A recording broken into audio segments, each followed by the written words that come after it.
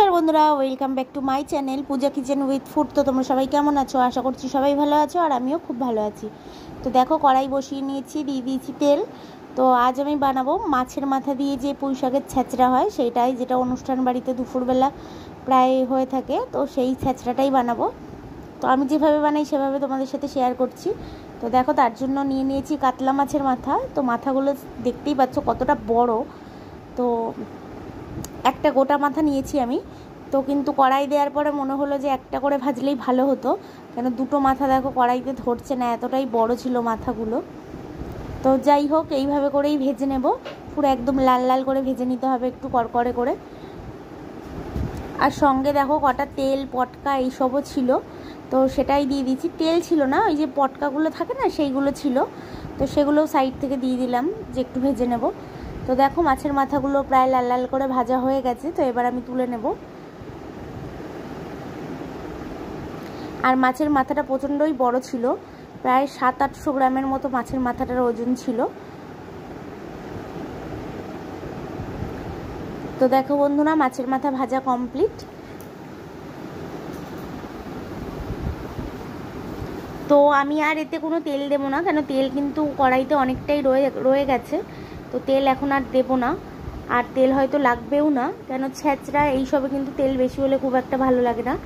তো তার জন্য দেখো এবার দিয়ে দিলাম 2 চামচ মতো ছোটো চামচের 5 ফোড়ন। তো 5 ফোড়নটা ভালো করে ভেজে নেব।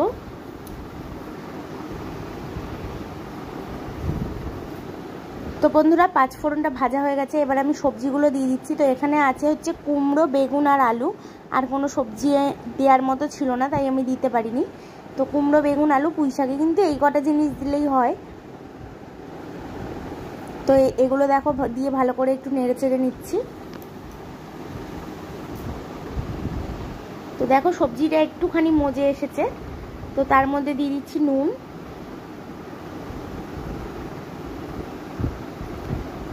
তো নুনটা দিয়ে আবারও মিশিয়ে নিচ্ছি। আর এর মধ্যে কিন্তু কাঁচা লঙ্কাও দেয়া আছে। তো তারপরে দিয়ে দিচ্ছি পুঁই শাক। আর এটা কিন্তু বাজারের কেনা পুঁই শাক নয়, এটা হচ্ছে বাড়িতে হয়েছিল আমাদের পুঁই শাক গাছ। তো সেই পুঁই শাক খেতে খুবই স্বাদ। তো দেখো পুঁই শাকগুলো দিয়ে ঢাকা দিয়ে দেবো, কেন এখন নাড়াচাড়া করা যাবে না, কেন কড়াইটা পুরো ভরে গেছে।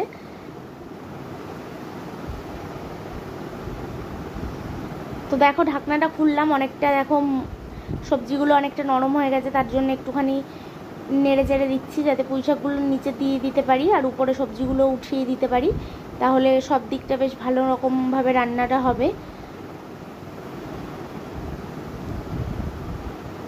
তো পুঁই শাকের ডাঁটাগুলো দেখতেই পাচ্ছ বন্ধুরা সরু সরু, কিন্তু এই পুঁই শাকটা খেতে খুবই স্বাদ, যেহেতু এতে কোনো সার নেই, বাড়িতে গাছ হয়েছিল সেই গাছের পুঁই শাক। তো এর মধ্যে কিন্তু কটা মিটুলিও আছে, তো সব দিয়েই আমি দিয়ে দিয়েছি। তো আবারও দিয়ে দিলাম ঢাকা। এইভাবে ঢেকে ঢেকেই এখন সবজিটা একটু সেদ্ধ করে নিতে হবে।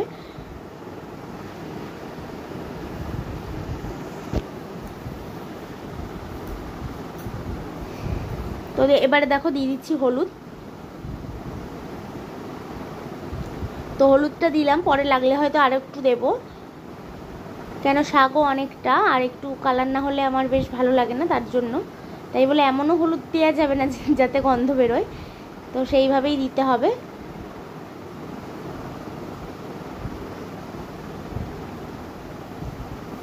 তো দেখতেই পাচ্ছ বন্ধুরা পুঁই শাকগুলো একদমই কিন্তু নরম হয়ে গেছে, পুঁই শাকগুলো গলে গেছে একদমই। তো এর মধ্যে আরও একটু হলুদ দেবো আমি।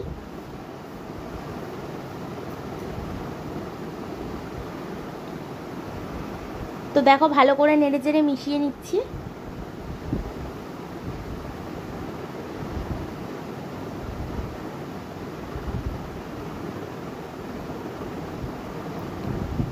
তো সব ভালো করে মিশিয়ে নিয়ে দেখো মাছের মাথাগুলো দিয়ে দিলাম।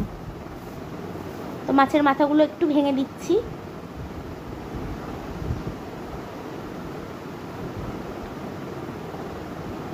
আর অনুষ্ঠান বাড়িতে যখন এই ছ্যাঁচড়াটা দেয়া হয়, বেশ আমার তো ভীষণ প্রিয় এটা, যে এই পাঁচমিশালি যে ছ্যাঁচড়াটা পুঁই শাক দিয়ে মাছের মাথা, মাছের তেল যা থাকে ওরা সবই দিয়ে দেয়, মাছের তেলও দেয় ওতে, কিন্তু আমার কাছে মাছের তেল যেহেতু ছিল না, তো মাথা ছিল সেটাই দিয়েছি।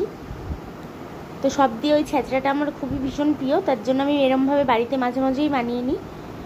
তো দেখো ভালো করে দেখো নিচে এবার লাগতে শুরু করেছে, তো এবার কিন্তু আর ঢাকা দেওয়া যাবে না। এবার এইভাবেই নেড়ে চেড়ে পুরো যতক্ষণ না তেল বেরিয়ে আসছে ততক্ষণ পর্যন্ত রান্নাটা করতে হবে। যখনই একদম নিচে লেগে লেগে যাবে তখনই এটা নামাতে হবে।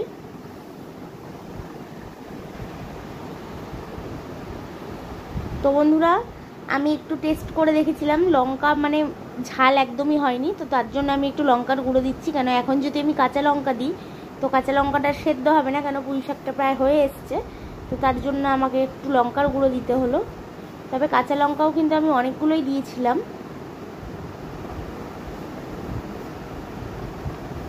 তো যাই হোক, দেখো লঙ্কার গুঁড়োটা দিয়ে আবার মিশিয়ে নিচ্ছি। আর এই সব জিনিস একটু ঝাল ঝাল না হলে ভালো লাগে না।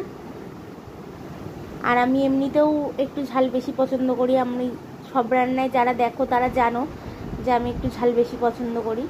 তো দেখো অনেকটাই কিন্তু এবার টেনে এসছে, তো প্রায় এই পুঁই শাকটা হয়ে এসছে। এবার নামানোর আগে একটুখানি মিষ্টি দিয়ে আর একটুখানি নাড়িয়ে চাড়িয়ে নামিয়ে দেব। তো ভিডিওটি যদি তোমাদের ভালো লেগে থাকে তো লাইক শেয়ার কমেন্ট করতে ভুলো না। চ্যানেলটিকে সাবস্ক্রাইব করে পাশে থাকা বেল বাটনটি প্রেস করে দিও, যাতে আমি ভিডিও পোস্ট করলে নোটিফিকেশান তোমাদের কাছে পৌঁছে যায়। আর ভিডিওটাতে কেউ একটা লাইক শেয়ার কমেন্ট করতে ভুলো না। তো তোমাদের লাইক করলে বা একটা কমেন্ট করলে আমার খুবই ভালো লাগে। তো দেখো বন্ধুরা, কথা বলতে বলতে রান্নাটা তো একদম হয়ে গেল। তো রেসিপিটা ভালো লাগলে বাড়িতে অবশ্যই একবার ট্রাই করো। যারা পুঁই শাক ভালো খাও বা মাছের কাটা ভালো খাও তাদের কিন্তু অবশ্যই ভালো লাগবে। তো দেখো একদম নামিয়ে নিয়েছি, কোনো একদম পুরো শুকনো শুকনো, পুরো একদম অনুষ্ঠান বাড়ির মতো ছেঁচড়া রেডি। তো অবশ্যই ভিডিওটা ভালো লাগলে একটা লাইক করো। তো দেখা হচ্ছে আবার একটা নতুন ভিডিওর সাথে। ততক্ষণ সবাই সুস্থ থেকো আর ভালো থেকো।